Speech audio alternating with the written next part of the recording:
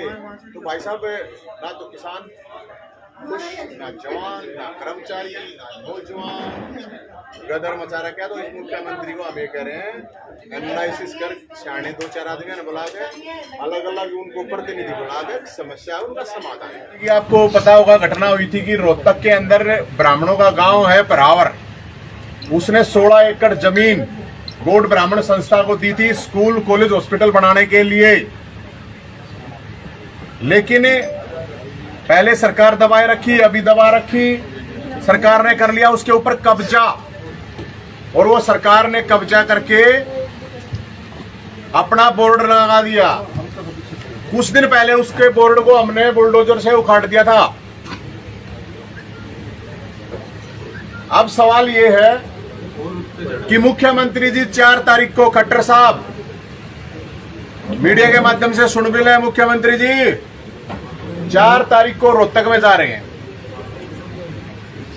4 तारीख को या तो जमीन ब्राह्मणों की जमीन ब्राह्मणों को हैंड ओवर करके आ जाना, दे आना, वरना उसके बाद ब्राह्मण समाज उस जमीन पे अपना कब्जा लेगा। 22 तारीख को उसी जमीन पे भगवान परशुराम जयंती मनाई जाएगी। 36 बिरादरी के लोग परशुराम जयंती मनाएंगे और एक फरसा और एक ईंट साथ लेके आएंगे। वहां पे 1 भी इंच जमीन पे 1 भी इंच जमीन नहीं देंगे। अरे जमीन की तरफ ही सरकार ने देखा तो इस सरकार को उसी जमीन में गाड़ देंगे, लेकिन जमीन 1 इंच नहीं देंगे। हम मुख्यमंत्री जी को ये 4 तारीख के लिए बता रहे हैं। साथियों, ये जमीन का मामला 13 साल पुराना है। 13 साल से ब्राह्मण समाज धक्के खाता। पिछली सरकार थी उसके सामने भी बोलता रहा, हाथ जोड़ता रहा, इस सरकार के सामने भी हाथ जोड़ता रहा। तो इस सरकार को हम बता दें, अब हाथ जोड़ के भीख नहीं मांगेगा ब्राह्मण समाज। सरकार ने अगर जमीन नहीं दी तो सरकार के हाथ तोड़ के जमीन लेगा, हलक में हाथ दे के सरकार से ये जमीन वापस लेगा। और उसी जमीन पे अयोध्या में राम मंदिर बना है, उसी जमीन पे भगवान परशुराम मंदिर बनेगा। जिस सरकार से, जिस सिस्टम से रोका जाए वो रोक के देख लेना। ब्राह्मण समाज को ये सरकार कमजोर समझ रही है तो ये समाज बता देगा। ये भगवान परशुराम को समझ ले, चाणक्य को समझ ले, मंगल पांडे को समझ ले, चंद्रशेखर आजाद को समझ ले, राम प्रसाद बिस्मिल को समझ ले, श्री राम शर्मा को समझ ले, सोमनाथ शर्मा को समझ ले। सुन ले सरकार, 1 इंच जमीन नहीं देंगे, 1 इंच भी। और ये मुख्यमंत्री जी 4 तारीख तक का टाइम है, उसके बाद टाइम नहीं होगा, ध्यान रखना इस चीज का। तो एक तो मैटर हो गया ये। दूसरा मैटर है ये कि 25 लाख बेरोजगार हैं। इतने दिन से मैं सरकार को कह रहा हूं, अग भाई 20 तो इन्होंने भर्तियां कैंसिल कर दी सीईटी के नाम से कि कॉमन एंट्रेंस होगा। 2 साल हो गए हैं को ये सीईटी करवाते करवाते कोरोना के नाम पे कोई सीईटी नहीं हो रहा है, कोई डेट डिक्लेयर नहीं कर रहे हैं। जब इनको चुनाव करवाना होता है तो उस टाइम पे तो सीईटी की भाई नहीं हो पाएगा। अब जब इनको चुनाव करवाना होता है तो फिर कोरोना चला जाता है, इनकी मीटिंग होती है कोरोना चला जाता है। लेकिन जब एग्जाम करवाने की बात आती है तो फिर कोरोना आ जाता है एकदम।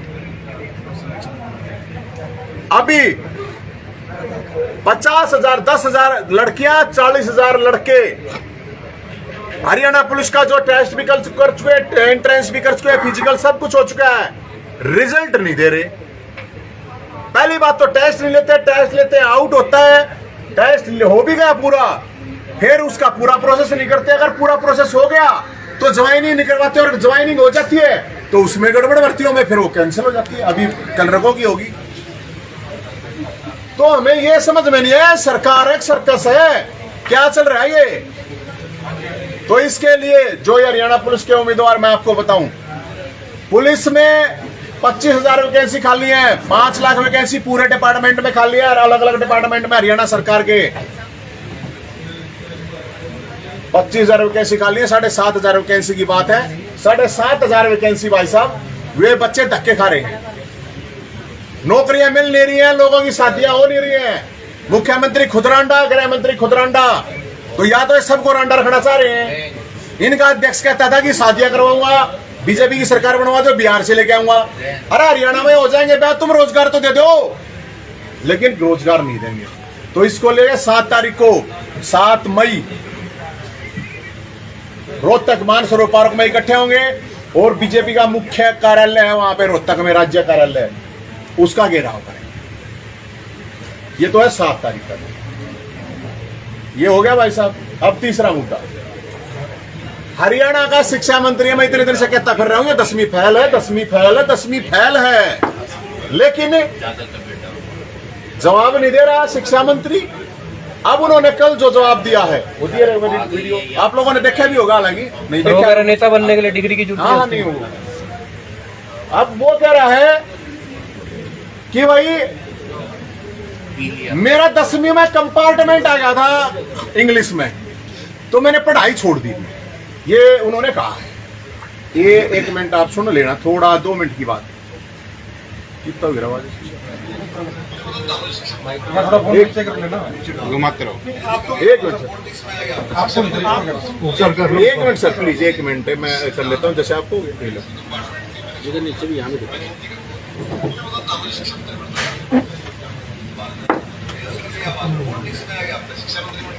लेकिन मैं संविधान इधर भी देखो, थोड़ा इधर भी कर, उसके पास इधर भी देखो, यहाँ की पॉलिटिक्स है, जनता की सुविधाएं बनाएगी तो मंत्री बनेगा। वो पॉलिटिक्स नवीन जैन के पास, नवीन जैन के पास पॉलिटिक्स है, मेरे पास पॉलिटिक्स है, मैं कुछ भी बना सकता हूँ, मुख्यमंत्री बन सकता हूँ, मुझे कुछ भी बना सकता हूँ, मैं चल पड़ के संविधान में मुझे मेरी काबिलियत चाहिए, मेरे को दे दी उसने। अब उसके बाद मुझे क्या लगता है, मेरी पार्टी मुझे क्या लगती है, वो उसका मुश्किल डिपेंड है। मानो मेरे मुख्यमंत्री को मुझे मेरे में योग्यता लगती है, शिक्षा मंत्री को शिक्षा अगर उसको पूरी और योग्यता लगती है। अब ये आपने सुनी क्या कह रहा है शिक्षा मंत्री कि मेरा 10वीं में कंपार्टमेंट आ गया था, और मैंने फिर खेती शुरू करी, फिर बिजनेस शुरू करा, और उसके बाद मैं राजनीति में आ गया, तो मेरे को ये योग्यता। पहली बात तो ये है, अगर शिक्षा मंत्री बन सकता है, मुख्यमंत्री बन सकता है एक अनपढ़ आदमी, तो ये फिर सरपंचों के लिए किस लिए 10वीं बार निकल रही है? जब संविधान इनको दे रहा है मुख्यमंत्री बनने की ताकत, शिक्षा मंत्री बनने की ताकत, तो किस लिए दे रहा है? ये फिर सरपंचों पे किस लिए एजुकेशन लाद रखी है? अरे तुम्हारे शिक्षा मंत्री, और फिर मेरे को कह रहा है नवीन जयंत की योग्यता है मास्टर बनने की। मैं ये मानता हूं मास्टर से बड़ा कोई पद नहीं होता। मास्टर बन सकता, पढ़ा लिखा आदमी मास्टर बन सकता है, अनपढ़ नहीं बन सकता। प्रधानमंत्री बन सकता है, मुख्यमंत्री बन सकता है। ये इस देश का दुर्भाग्य है कि आपको सरपंच बनने के लिए तो योग्यता चाहिए, मास्टर बनने के लिए तो योग्यता चाहिए। मास्टर तो सबसे सम्मानित चीज होती है। और फिर ये क्या कर रहा है, अगर नवीन जयंत को हमने लगा दिया मास्टर, पहली बात तो इसका मतलब गड़बड़ है, ये सेटिंग करके लगाते हैं या तो फिर मैं तो अपनी योग्यता से लगाया हूं, ये कौन लगाने वाला? मैं पीएचडी पास हूं, पीएचडी की डिग्री कर रखी है, 3 एमए कर रखी है, 3 मास्टर डिग्री हैं। मैं ये कह रहा हूं 50,000 वैकेंसी मास्टरों की खाली पड़ी है, उनको भर दे, मैं सारी डिग्री इसको दे दूंगा। डॉक्टर कंवरपाल कहने लग जाएंगे शिक्षा मंत्री को, और इसकी 10वीं की जो डिग्री है नकली है, फर्जी है, जो भी है, कंपार्टमेंट बता रहा है। अब फिर इसमें मुख्यमंत्री खट्टर साहब भी सुन लो, मुख्यमंत्री बनने के सपने ले रहा है, वीडियो में देखो, कह रहा है मैं मुख्यमंत्री नहीं बन सकूं। ये खट्टर साहब तक पहुंचा देना आप लोग, करनाल के पत्रकार हो, करनाल से वो विधायक है, मुख्यमंत्री है, ये मुख्यमंत्री का भी सपना ले रहा है। फिर ये कह रहा है, फिर अब देखो सबसे बड़ी चीज बताऊंगा मैं, ये डॉक्यूमेंट तो इसने खुद कहा है कि मेरा 10वीं में कंपार्टमेंट आ जाता, तो इसने अभी इसकी जो एफिडेविट है, ये एफिडेविट में ये निकल जाएगी, आप भी निकाल लेना, आराम से निकल जाएगी इसके वही से। इस एफिडेविट में ये दिखा रखा है बीए सेकंड पास, बीए सेकंड क्यों हो भाई, या तो बीए पास हो। बीए सेकंड सुने आप लोगों ने, बीए सेकंड पास और अपने मुंह से ये कह रहा है मेरा 10वीं में कंपार्टमेंट आ गया था तो मन में, तो या तो भाई दिमाग चल गया शिक्षा मंत्री का, अगर डॉक्यूमेंट में कुछ दे रहा है और खुद जब पत्रकार पूछ रहा है तो ये बता रहा है कि भाई मैंने 10वीं में कंपार्टमेंट आ गया था, अंग्रेजी में मैंने छोड़ दी थी, मेरे को तो जनता ने जिता दिया। ठीक है भाई, जनता ने जिता दिया, अच्छी बात है, लेकिन फिर ये क्यों कर रखी है, ये बीए सेकंड क्यों कर रखी है जब 10वीं कंपार्टमेंट में है। तो मैं ये कहना चाहता हूँ इस शिक्षा मंत्री की डॉक्यूमेंट ये ट्वीट पे डाले अभी, ताकि ये देखो मेरी डिग्री, चाहे 8वीं फेल हो, चाहे पीएचडी हो, कुछ भी हो, ये सारे डॉक्यूमेंट इसको डालने चाहिए। और ये कह रहा है मुख्यमंत्री ने बनाया मेरे को, तो मुख्यमंत्री जी सरपंच बनने के लिए तो 12वीं बीए ये लगेंगे, शिक्षा मंत्री आप एक अनपढ़ आदमी को बना रहे हो, मुख्यमंत्री को कह रहे हो तो सीधा। तो ये भी बड़ा सवाल है, हम ये कह रहे हैं या इसके ऊपर 420 का केस होना चाहिए, इसको रिजाइन देना चाहिए। ये अगर एफिडेविट में गड़बड़ है तो भाई साहब फिर तो तुरंत मामला हमने आरटीआई लगानी पड़ेगी, 1 महीना लगेगा। तो हम ये चाहते हैं शिक्षा मंत्री जी अपनी जो भी डिग्री है डॉक्यूमेंट है वो फोटो उतार गए और ट्वीट कर, इसमें तो कोई मतलब वो नहीं है भाई साहब। मैंने तो नाम भी घोषित करा था, आज के जमाने में 1 लाख रुपए थोड़ा हो गया भाई साहब, इतनी महंगाई, बिजली पानी, बिजली तो आती नहीं, डीजल सब्जी सब कुछ महंगा हो रहा है। 1 लाख रुपए में 1 महीना तो चल रहा, मंत्री अभी बड़ा आदमी 1 महीना तो घर चाल सके था, तो वो भी नहीं दे रहा। तो 1 लाख रुपया नाम के इस पे तो कितना ही दर्द हो, तो कतिये फर्जी पाया, इसकी 12वीं की 10वीं की सब कुछ फर्जी है भाई साहब इसमें जो डॉक्यूमेंट है, और जो इसने बयान दे रखा है उसके हिसाब से तो सारी चीज क्लियर हो जाएगी। एक बार अपने ट्वीट कर दें, शिक्षा मंत्री जी ट्वीट कर दे के बता दे डिग्री क्यों बेइज्जती करवाना लग रहा है बेकार में। रोज सारे हरियाणा न्यू कह रहे हो 10वीं फेल है, 12वीं फेल है, 8वीं फेल है। तो भाई साहब ये है मामला। एक ईमानदार आदमी, एक अशोक खेमका के पीछे लग रहे हैं, एक ईमानदार आदमी इनसे जेला नहीं जा रहा, एक ईमानदार आदमी जिसके 56 तबादले हो चुके हैं, और एक अशोक खेमका को एफआईआर करवाने के लिए गृह मंत्री चाहता है। तो गृह मंत्री एक आम आदमी के साथ कैसे चला जाए, कितने लोगों के साथ चला जाए गृह मंत्री? अरे जब एक आईएएस की एक ईमानदार ऑफिसर जिसका 56 बार तबादला हो रहा है, उसकी एफआईआर नहीं होती और उसके लिए स्टंट के लिए या कैसे भी गृह मंत्री अनिल विज साहब जाते हैं, और ये तो भाई वो जो अफसर है जिसने करा करनाल मरेगा जा रहा है, सब बता दें कौन अच्छा है बुंडा है, बताने की जरूरत नहीं है, लोग बता दिया रहे हैं। तो अशोक खेमका जी के भी हम साथ हैं, हम बताओ आप लोगों ने। लेकिन ये इससे स्थिति दिख रही है हरियाणा के अंदर कि गृह मंत्री को एफआईआर करवाने के लिए जाना पड़ रहा है, बताओ भाई इससे और क्यों? तो ये मामला था भाई साहब, कोई सवाल हो तो पूछिए। मान्यवर, मेरा ये सवाल है, जैसे आप सामाजिक चीज़ों को लेकर के चल रहे हैं, साथ में आपका फरसा भी है और गधा भी है, आप अहिंसा के प्रति चल रहे हैं या हिंसा के प्रति चल रहे हैं? ना ना ना ना, आप चल रहे हैं भाई साहब अन्याय के खिलाफ। उसने आप कुछ को जित अन्याय होगा वहां मजबूती से खड़े हैं, और हम नहीं डरते कत्ती। यो फरसा है या सरकार देख ले, अच्छी राह देख ले, यो मुख्यमंत्री देख ले, यो मुख्यमंत्री किसाना का तेन कह लट्ठा लो, जब किसाना के ऊपर लट्ठाने की बात आवा है बावना तेन कह गर्दन तार दूंगा। तो भाई साहब बामना ही गर्दन की तरफ हाथ उठागा मुख्यमंत्री आता है, फरसे पे काट देंगे हम। सीधी चुनौती है जी भाई, सीधी चुनौती। और इस ताकत के भाई साहब अभी आपने कहा, मैं ये कह रहा हूँ जमीन बामना के 1 इंच जमीन यो फरसा जय हिंद, जब तक जिंदा रहेगा उस जमीन के ऊपर ये सरकार कुछ करनी हो। नवीन जी जनता पूछती है क्या नवीन जय हिंद को न्याय प्रक्रिया पर विश्वास नहीं, हथियार हाथ में उठा लिए? पहली बात तो ये सोटा आया था तो खिलाड़ियों को आया था नहीं आया था, नहीं बताओ आया था। ये भी उठा रखा है, जमीन वापस आवेगी जब तक जिंदा रही। बात न्याय प्रणाली की तो चीफ जस्टिस ने निकाल लेने करी है, मैंने तक अखबारों में पढ़ी थी। अब कति सत्यानाश हो रहा है न्याय प्रणाली का, 4 करोड़ पेंडिंग है केस। अरे इतने केस पेंडिंग है, 20-20 साल का मेरा एक केस चल रहा था, एक केस में 10 साल में बरी हुआ हूँ। नवीन जी, जिस जगह आप प्रेस कॉन्फ्रेंस कर रहे हैं, अगर इस होटल की बात की जाए, इसका खुद का मामला चल रहा है, हम तो अपनी बुकिंग करा, हमने क्या मतलब अच्छी बात करो, मेरी बात सुनो। आप ये सरकार काम करो की बात कर रहे हैं, सरकार कार्रवाई करो। अरे भाई साहब मैंने जो भी कुछ गलत हो रहा है सरकार ने कार्रवाई करनी चाहिए, पर रुपये खाता कर रखा ठेकेदार पाया 100 करोड़ का था, DTPO पाया। नवीन जी इनका भी साथ देंगे जो होटल के मालिक हैं या जो इनका मालिक का साथ देंगे? भाई जिसके साथ गलत होगा 36 और आदमी का साथ देंगे, कोई इकल्ले ब्राह्मणों की बात नहीं है, ठीक है ना, सबका साथ देंगे। ये दिव्यांग है, मेरी बात सुनो, 4% कोटा था डॉक्यूमेंट में है दिव्यांगों का। 1 महीने तक धरने बैठे पूरे हरियाणा में। शर्म कर ले मुख्यमंत्री, दिव्यांग जिनका किसी का हाथ नहीं बेचारे, किसी का पानी, तो दिव्यांग वे तो दिव्यांग है, सरकार विकलांग डॉक्यूमेंट में है। अब 4% कोटा, इतनी वैकेंसी, भाई साहब उनका खा गए बेचारा। भाई मैं वही जाऊंगा, वो दिव्यांगों के पास ही जाऊंगा मैं, पूरे हरियाणा। मेरे पास उनके इतने फोन आ रहे हैं, उनका बेचारा का हाथ चलता ना, पांव चलता ना, किसी कुछ प्रॉब्लम, किसी कुछ प्रॉब्लम।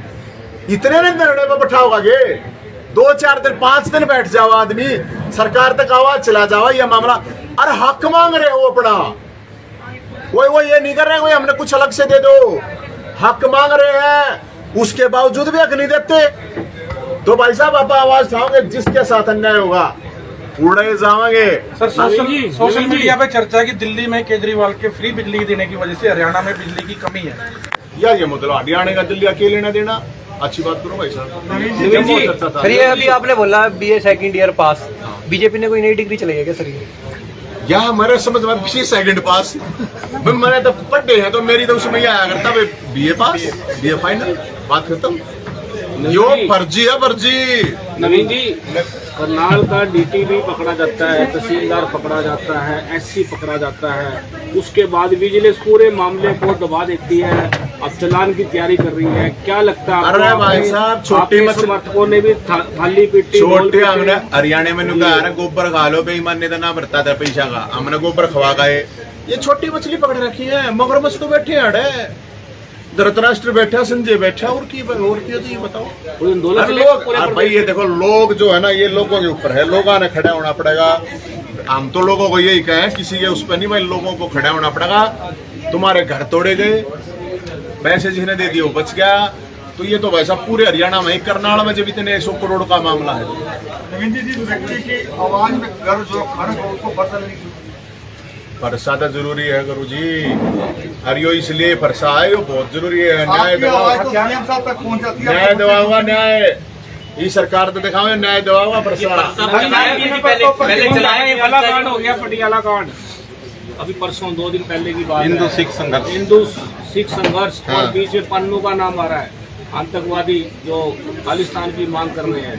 क्या लगता है आपको, देश में शांति फैलाएंगे या शांति फैलाएंगे? क्या ये सरकारों के ऊपर भाई साहब, सरकार लोगों ने समझना पड़ेगा, और सरकारों को सख्त होना चाहिए। कोई किसी भी धर्म का, किसी जात बिरादरी का हो, अगर कोई धार्मिक जातिवादी झगड़ा करता है, हर धर्म को, हर जाति को अपना आगे बढ़ने का हक है और बढ़ना चाहिए, लेकिन किसी दूसरी जाति को, दूसरे धर्म को गाली दे के आगे बढ़ने का मतलब है कि वो किसी भी समाज के लिए सही नहीं। भगवंत मान संभाल नहीं पा रहे है? आप भी कोई पार्टी ना मेरा कोई विरोध नहीं है, अपने आप हर जगह पहुंच रहे हैं, मीटिंग। अब मैं क्या करूं भाई साहब, विपक्ष तो मुर्दा है।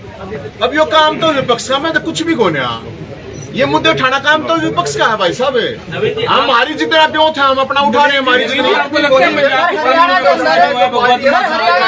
वो उनसे पूछो ऐसा, वो बताओगे। बिजली समस्या पे कुछ कहना चाहेंगे, जो बिजली समस्या चल रही है? बिजली समस्या इसलिए मेरे ख्याल में सरकार ने सोचा है, लोगों ने चांद तारे देखने बंद कर दिए हैं, तो लोग बाहर आए और थोड़ा शाम में चांद तारे देखने। मेरे ख्याल में सरकार की आपके घर तो 24 घंटे बिजली आती होगी। मैं तो बाहर सोया हूँ भाई साहब, मेरे के बर्फ पड़े हैं, मैं तो बाहर सोया हूँ। लेकिन ये सरकार जब आज के दिन इस देश में इतना एडवांस हो गया, पूरे देश में क्राइसिस है बिजली का, बिजली तक पूरी नहीं मिल पा रही है, तो आप सोच सकते हो सर कहीं ना कहीं निजीकरण की ओर इशारा है। बिजली वाले ने आरोप लगाया कि गुजरात में कर सकती है बिजली का। अडानी से समझौता किया बिजली परचेज करने का, मेरे सामने बिजली आपको प्लांट लगाया कि नहीं लगाया, मैंने नहीं लगाया होगा। नवीन जी, आप क्या आम आदमी पार्टी में वापसी की तैयारी है आपकी? भाई साहब मैं तो आम आदमी हूँ एक बात, और जनता बाहर मुद्दे मेरे पार्टी का बैनर बाहर लगाया है, नवीन- बाहर जो बैनर लगाया है, नवीन- प्रेस कॉन्फ्रेंस नवीन- आम आदमी पार्टी का नवीन है। जैन कृष्ण केला रखा मैंने नहीं मेरा नवीन जैन है, और नवीन जैन जो मुद्दे हैं उन मुद्दों को उठा रहा है, जितना उसकी ब्योत है, जितनी उसकी कैपेसिटी ये है, नवीन जैन सर, का आपने प्रोग्राम घेराव आम की आदमी बात- पार्टी का नहीं है। जनता का है, जनता का। सर आपने घेराव की बात करी, हरियाणा प्रदेश में कहाँ घेराव करेंगे आप? भाई पहला दिन का राज्य कार्यालय है, उसके बाद देखो मेरा आप बट्टा करेंगे, कुछ न कुछ अच्छा करेंगे, लेकिन नौकरी तो निकलवाओगे और बेरोजगारों के लिए लड़ाई लड़ाई। मुख्यमंत्री मनोहर लाल से कोई अपील करना चाहेगा? मुख्यमंत्री मनोहर लाल जी से ये है अपील, सुन लो मुख्यमंत्री जी, बेरोजगारों की वैकेंसी काट दे, नौकरी ला दे, रिजल्ट काट दे, और पावना की जमीन न 4 तारीख ने हैंड ओवर कराइयो, वो भी आईडी के साथ रहेगी।